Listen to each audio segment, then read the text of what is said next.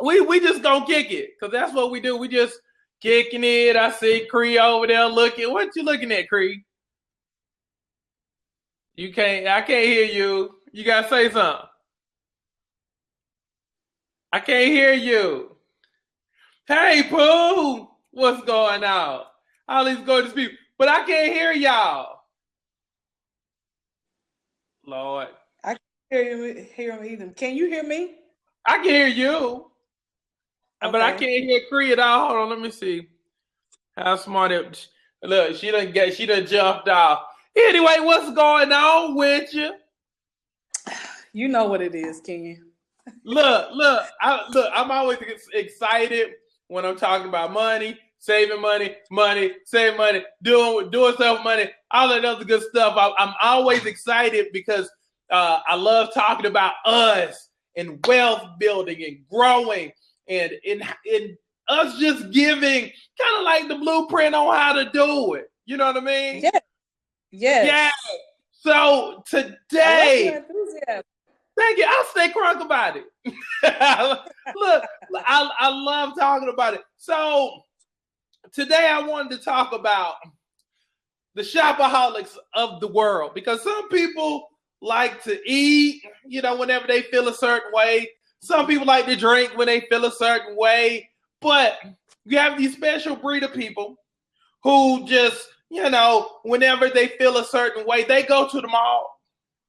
Yes. And I don't think they realize how much of an effect it has on their life and on their finances. Talk about that a little bit.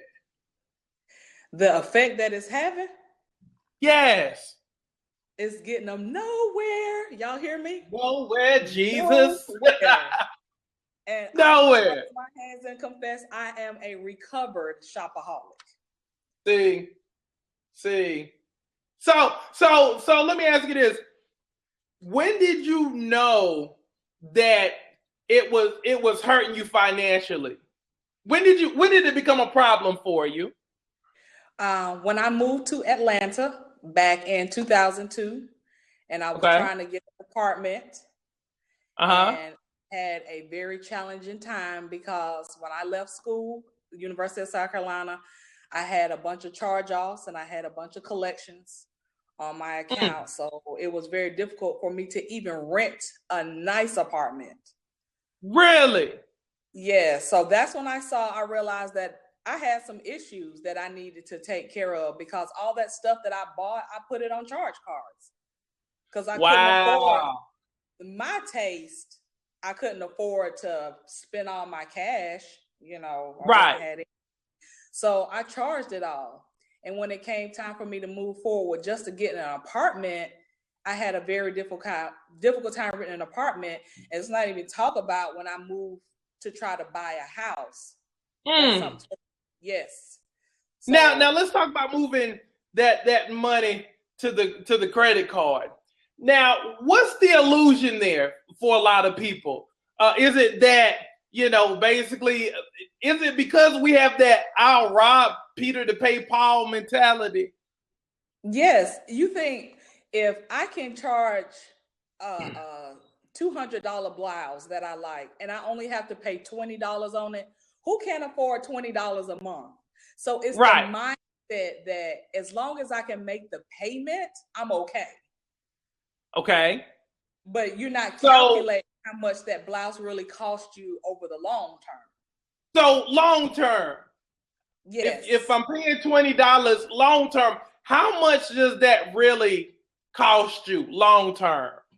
You're going to be paying 3 times that amount because unless you're disciplined to pay the balance every month, that compounded interest every month on that one thing alone, you're going to be winding up paying 3 times as much as that blouse is worth when you walked out of the department store with it. So is it really worth it?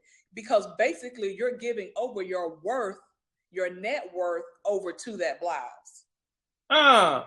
So instead of paying $200, I'm actually paying $400 or $500 for the same blouse. Exactly.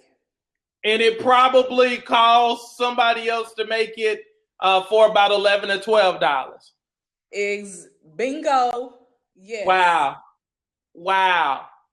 So let me ask you this, because this is refund season, this tax season.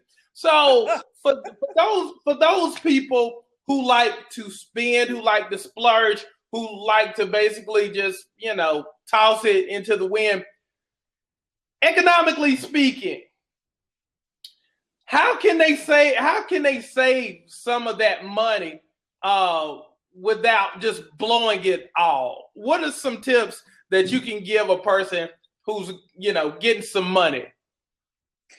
The number one thing that I tell people when they get their income tax refund is find somewhere, even before you get it, find somewhere where you can put that money that's going to be very difficult for you to get access to it, because you need to start creating some boundaries around yourself.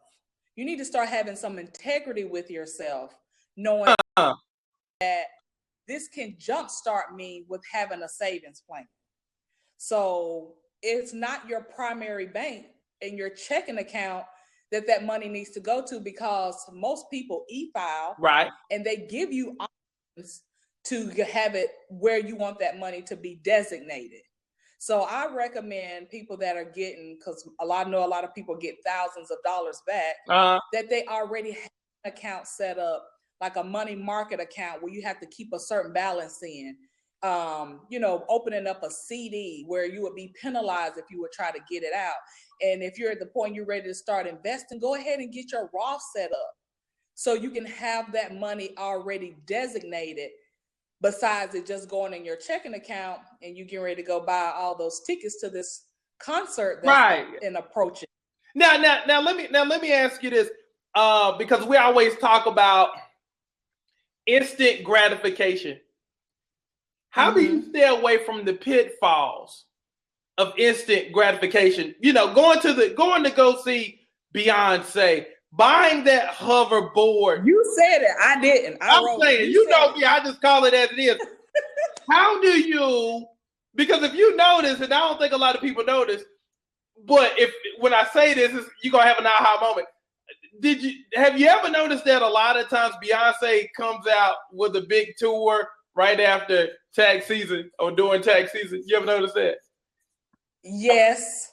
I pay attention. That's called very intelligent marketing. Yes, I pay attention to everything. She could be gone somewhere for like months and months and months, and then somebody be like, "Hey, B, it's tax season. Oh, wait a minute, let's come out a new record." And then on top of that, let's holler at Ticketmaster, and we're gonna hook this thing up, and we're gonna have a tour. So basically, these folks over here can give me their money because they're going to spend it somewhere. So why not spend it with B? That's exactly right. Why not? Her market. She knows her market. Right. Black women. Yes. So as a Black woman who might be 30 and over, who might have had that epiphany of, you know what? It's time for me to start doing more with my money, but I still want to have a good time. How do you do that? How do you balance that? And how do you say, when you want to go see Beyonce, but you want to get that house too, or you might want to start investing in some stuff so your money starts working for you versus you working for your money?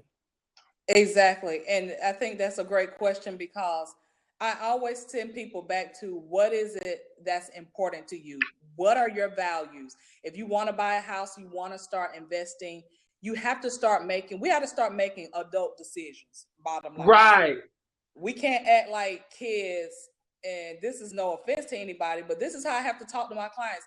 You can't act like a kid and say, I want it right now, I got to have it right now, and if I don't have it right now, life isn't going to be okay, because baby's going to come with another album, she gonna drop again, and there's gonna be another. It'll be next year during tax season, I promise. During refund season, I bet you some money she will. Yes. So you have to decide. It's all about you gotta want to be in the black, and what I mean by that is your personal cash flow statement. You need to be in the black. If you let's talk about cash flow. You can't afford to go to the Bay concert. Can we talk about cash flow? Yes. Explain to people about cash flow. What is cash flow? Cash flow basically is your P&L, your profit and loss. And I tell people, you need to start looking at your household, even if you're single, married, with a partner, regardless of what your status is. You have to start treating yourself like a corporation. Your personal finances like a corporation. So your cash flow is your income from your salary or your self-employment. If you get dividends from any type of investments, any income, child support, alimony, whatever is flowing in your household, how healthy is that compared to what you have going out? Your rent, your mortgage, your utilities, your glorified cell phone bill, that's more than a car payment. Car payment, that's 50% of your take-home pay, but you want to buy a house. Right. Are you in the black? And I tell people that if you're not in the black, your finances are not healthy. So now we're from the country. So with that being said, a lot of times we don't have epiphanies until we come to big places like Atlanta, for instance. But for those people who say, or for those women who say, you know what, I wasn't taught money. I wasn't taught to aspire to invest. But for the women who don't think that they can do it, how can they do it? What are some easy steps, and what things can they look to do to become bosses? I'm talking about like real bosses. I ain't talking about like fake bosses who work for people. I'm talking about bosses whose money works for them. Can they rent out apartments? How hard is it to get into the real estate game? It's not hard. It's about educating yourself because the money is out there. Money is flowing in and out of people's hands every day. The number one thing I tell people, when you're ready to make a change, you may have to change your environment. When I first moved here, I sat up under a mentor and I surrounded myself with people that were already real estate investors or already were in the process of buying real estate. For 3 years, I made a commitment to financial education and being around people. Say that one more time. You made a what? You made a commitment. I made a commitment for 3 years. 3 For years. 3 years. Not 2 weeks or 2 days, but for years. Years. I set myself under people that were already true wealth bosses for real, that had millions of dollars, that had real estate, that had a real estate portfolio, that, you know, had things that were putting money in their pocket. So by the time I was 28, true story, I bought my first investment property and first house. I bought a duplex, but it took time. I couldn't hang out with the same people that I was shopping with at Perimeter Mall. I couldn't buy the same things that I was buying. I couldn't buy something every time the President's sale, 4th of July sale, the Christmas sale, the Thanksgiving sale. I couldn't do that and be a real estate investor because I had to start making my money work for me versus working against me. Now let me ask you this. Had you stayed around the same environment, the same type of people, what would your life look like had you stayed in the same spot in life? Say that one more time. I said if you would have just hung with the same people, and even just your environment, how different would your life have been had you stayed in that same environment? You wouldn't be asking me financial questions right about now. That's number one. You would be talking to somebody else. I would believe I would probably be further behind. I probably eventually would have have faced some type of bankruptcy because I was a train wreck going somewhere that happened very fast. Because my mindset was, it's okay to have a bunch of debt. It's okay to spend. It's okay to have the image of wealth, but not truly be wealthy. I had to learn what true wealth really is. Wealth is not about a bunch of stuff. Right. Wealth is things that accumulate in value over time that's going to keep me from working every day for whoever it is I'm working for, and something that I can also pass down to other people. So I had to make sure that my mind was renewed. And if I had continued to hang around those same women, God bless them wherever they are, I wouldn't be where I am, having my own home, having a successful business. My husband's business is debt free. I give all glory to God to that, but I wouldn't be at this point today and helping other people get there if I hadn't made a conscious decision that I needed to do this for myself. So what two things, what advice would you give to a lady who wants to be you, to be the next you? What advice, what two things would you tell them in terms of getting ahead? The first thing I would say is don't be afraid to step outside the pile. Don't be afraid with that. Don't be afraid to feel like you're going to be alone. It's a lonely journey at first, because it's not. There are more than enough people on this path to Black wealth than we really think there are. But if we don't surround ourselves and put ourselves in places, and number two, get involved with educating ourselves by reading. Just because we graduated from high school or college, we should not stop reading. Subscribe to magazines and periodicals, Black Enterprise, things that can teach us. So learn to be taught how to think differently, how to believe differently, and how to act differently. Find out what your personal wealth is. Get that financial statement and find out, am I spending more than what I really am bringing in and covering it up with debt every month? Find out how much my net worth is. Do I have more in liabilities, car notes, personal loans, student loans, versus that I have in assets? Your car is not just your only asset. You need to own your own home. So those are the two major things: is don't be afraid to go against what the norm is in Atlanta. And number two, educate yourself and make sure that you understand what wealth is and how to obtain it, and take those steps to do that. That's what's up. And how can they find you? For the people that's watching, we're going to do this every week because wealth is very, very, very important to me, because a lot of people are bound and have been enslaved by debt. So it's not the shackles that used to hold us down. Now it comes in the form of a plastic card that locks us and bounds us down. So I really want to talk about wealth building as a community. And, and I love to see women thrive, and I love to see women just blow up and all that other good stuff. So this is going to be something that we do every week, because again, we just gonna just make sure everybody gets it, because see, we got it, but we have to make sure the rest of the world gets it too, and that's what we're gonna do. So, tell them, how can they find you, Rashima? How can they find me? Yes. Well, I'm redoing best way to find you on Instagram, Facebook, or whatever. I'm on Facebook as Rashima Baxter Mountain. You can find me. I think I'm on your page as well too. So if anybody wants to send me a message, they can message me on your page. But they can find me at what is the name? No, that hasn't been set up yet. The main thing right now is to find me. You can tweet me at Eminem Consults. Awesome. That's the name of Eminem Consults, or Facebook, because my page is actually under construction at this time.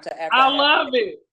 Yes. Okay, that's what's happening. That's what's up. With you good people, we will see you next week as we talk about wealth and finances and credit and all of that other good stuff. Yes, because again, we're going to make sure all buckets are full, from your wealth to your health. So that's what's going on. So y'all be blessed, and y'all have a great night. God bless you. God bless you all. Have a great night. Thank you. Bye, girl. All right, bye-bye. Bye-bye. Bye-bye.